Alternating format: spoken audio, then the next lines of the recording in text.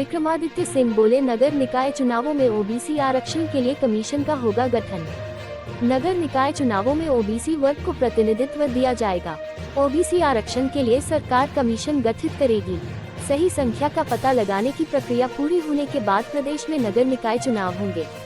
चौड़ा मैदान में मीडिया में अनौपचारिक बातचीत करते हुए शहरी विकास मंत्री विक्रमादित्य सिंह ने यह बात कही।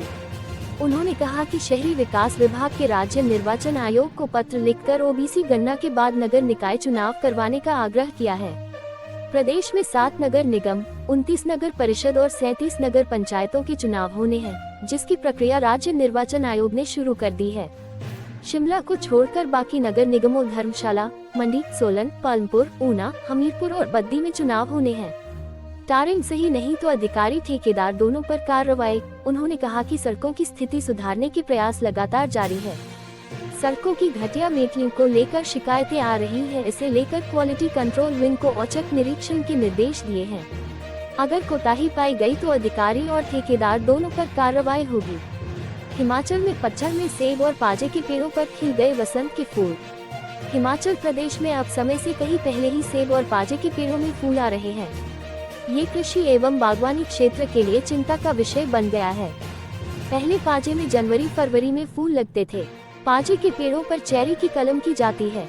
सेब के बगीचों में अप्रैल में फूल आते हैं, लेकिन नवंबर में कुछ बगीचों में फूल आना शुरू हो गए हैं। शिमला के निकटवर्ती बिलावक गांव के निवासी अशोक थापा ने बताया कि उनके बगीचे में गाला किस्म के सेब के पेड़ों में इन दिनों फूल आ गए हैं। ये हैरान करने वाला है। हिमाचल प्रदेश हिमालयन वन अनुसंधान संस्थान के कार्यवाहक अध्यक्ष रहे और वरिष्ठ वैज्ञानिक डॉक्टर संदीप शर्मा ने कहा कि शिमला के आसपास देखा जाए तो पाजे के पेड़ों में फूल आना शुरू हो गए हैं, जबकि पाजे में फरवरी या इसके बाद फूल आते हैं। उन्होंने कहा कि यह जलवायु परिवर्तन का बड़ा संकेत है। पहले नवंबर और दिसंबर में बर्फ गिरती थी, लेकिन इसका पैटर्न बदलकर अब ये फरवरी और मार्च महीने में गिर रही है। नशे पर चोट के लिए पुलिस ने बढ़ाए हाथ, यूथ ब्रिगेड का भी मिलेगा साथ।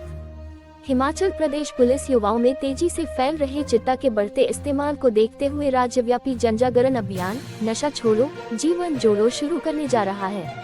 अभियान का शुभारंभ 15 नवंबर को शिमला के रिज मैदान से होगा। इसकी अध्यक्षता मुख्यमंत्री सुखविंदर सिंह सुक्खू करेंगे।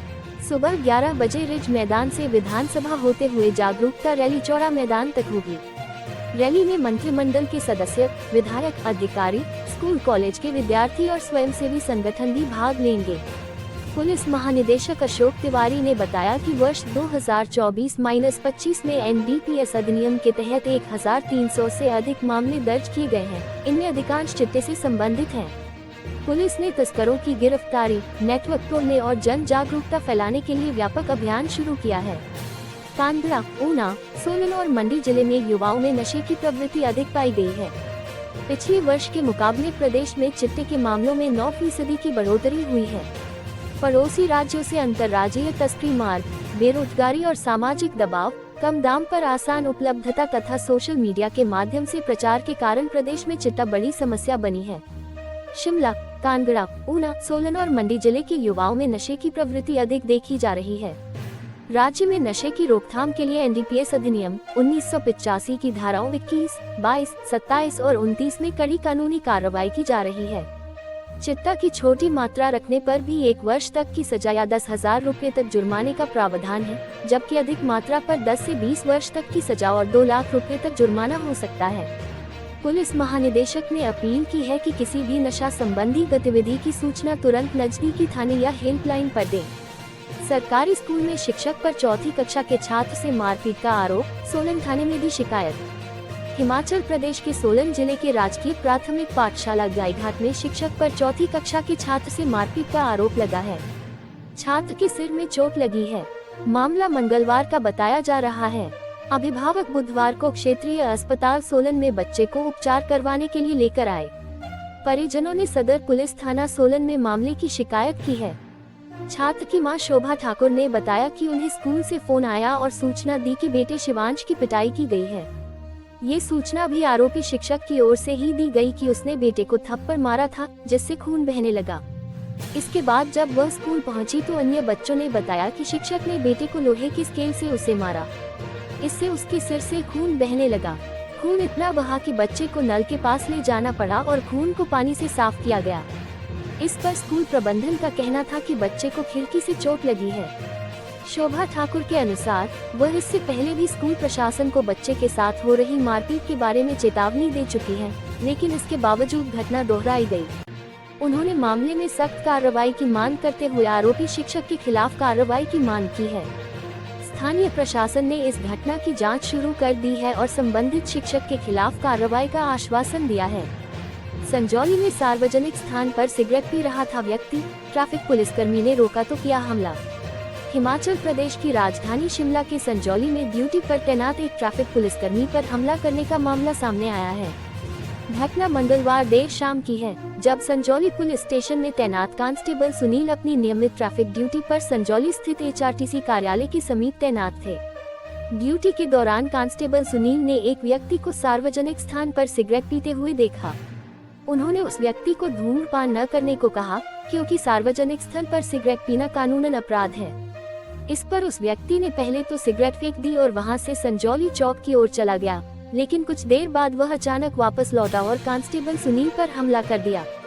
हमलावर ने कांस्टेबल सुनील को घूंसे मारे और घसीटते हुए दावत होटल की दिशा में ले गया। इस दौरान पुलिसकर्मी ने खुद को बचाने का प्रयास किया, लेकिन उसे चोटें आईं। आसपास मौजूद लोगों के एकत्र होने पर आरोपी मौके से भाग निकला। घायल पुलिसकर्मी ने तुरंत इस घटना की जानकारी थाना संजौली को दी। पुलिस ने त्वरित कार्रवाई करते हुए आरोपी को पकड़ लिया। उसकी पहचान संदीप निवासी कोटखाई के रूप में हुई है। जांच में ये तथ्य सामने आया है कि घटना के समय आरोपी शराब के नशे में था। इस संबंध में पुलिस थाना संजौली में भारतीय न्याय संहिता BNS की धारा 132, 121, 1 और 221 के तहत मामला दर्ज किया गया है। थाना प्रभारी संजौली का कहना है कि ड्यूटी पर तैनात कर्मियों पर हमला गंभीर अपराध है और आरोपी के खिलाफ सख्त कार्रवाई की जाएगी। बिजली बिल में जोड़कर लिया जा सकता है कचरा उपचार व प्रबंधन पर किया जाए खर्च। हिमाचल प्रदेश हाईकोर्ट ने राज्य सरकार को सुझाव दिया है कि ठोस कचरा प्रबंधन के लिए केवल पर्यटकों से ही नहीं, बल्कि राज्य के लोगों पर भी उपकर लगाकर शुल्क एकत्र करने का प्रयास किया जाना चाहिए। ये शुल्क बिजली बिल में जोड़कर लिया जा सकता है। शुल्क वेस्ट प्रोसेसिंग, सूखा और गीला कचरा अपशिष्ट पर खर्च किया जाना चाहिए। प्रदेश में ठोस अपशिष्ट प्रबंधन और पर्यावरण उपकर लगाने के मामले में कोर्ट ने सरकार से शपथपत्र भी मांगा है। मुख्य न्यायाधीश गुरमीत सिंह संधावालिया और न्यायाधीश रंजन शर्मा की खंडपीठ के समक्ष मामले की सुनवाई हुई। शिमला नगर निगम की ओर से 28 मार्च को पारित ग्रीन फीस प्रस्ताव पर कार्रवाई की जानकारी अदालत में दी गई। इस बीच इसी मामले पर शहरी विकास विभाग की सरकार के साथ बैठकें हुई, जिसमें विभाग ने राज्य कर एवं आबकारी विभाग के कमिश्नर को नगर निगम के प्रस्ताव में 10 रुपए प्रति पर्यटक वाहन प्रदेश के एंट्री पॉइंट पर वानू, नूरपुर, ऊना और बिलासपुर में उपकर लगाने का सुझाव शामिल करने को कहा।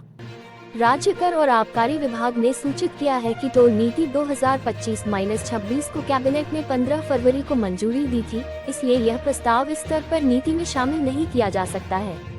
इस वजह से एंट्री पॉइंट पर वाहनों के प्रवेश का रिकॉर्ड नहीं है। किन्नौर, लाहौल स्पीति के रिहायशी इलाकों ने ओढ़ी बर्फ की चादर, ठंड बढ़ी। हिमाचल प्रदेश के ऊंचाई वाले क्षेत्रों ने बर्फ की चादर ओढ़ ली है। किन्नौर, लाहौल स्पीति के ऊंचाई वाले रिहायशी इलाकों में बर्फबारी से शीतलहर बढ़ गई है। धायलाधार सहित चंबा की चोटियों पर भी बर्फबारी हुई है। किन्नौर के ऊपरी इलाके बर्फ की मोटी सफेद चादर से ढक गए हैं। भारत तिब्बत सीमा से सटे प्रसिद्ध पर्यटन स्थल छितकुल गांव में 2.5 से 3 इंच बर्फबारी हुई है। बर्फबारी के बाद पूरी घाटी चांदी की तरह चमक उठी है। छितकुल में सीजन की ये दूसरी बर्फबारी है। बर्फबारी की वजह से जिला मुख्यालय रिकांगपिओ और निचले क्षेत्र रामपुर में भी ठंड बढ़ गई है। रामपुर में सुबह से हल्के बादल छाए हैं। शिमला में धूप खिली हुई है।